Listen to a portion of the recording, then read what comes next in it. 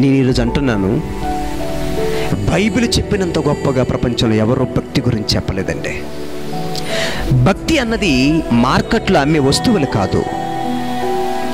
భక్తి అన్నది ఎవరు మనకు అమ్మరు. భక్తి అన్నది 2-3 రోజులు కష్టపడితే, 1 సంవత్సరం కష్టపడితే వచ్చేది కాదు. నిరంతర ప్రక్రియ.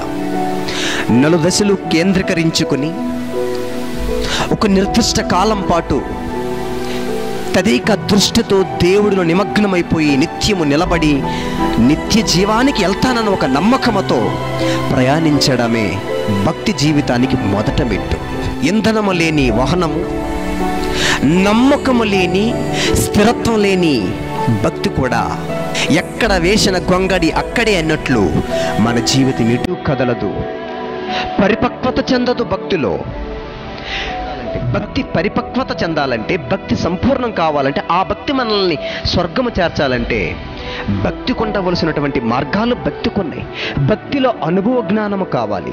భక్తిని ఎలా నడపాలన్నది దేవుడు మనకు చెప్పాలి. మన సొంత నిర్ణయాలపై ఆధారపడి ఉండదు.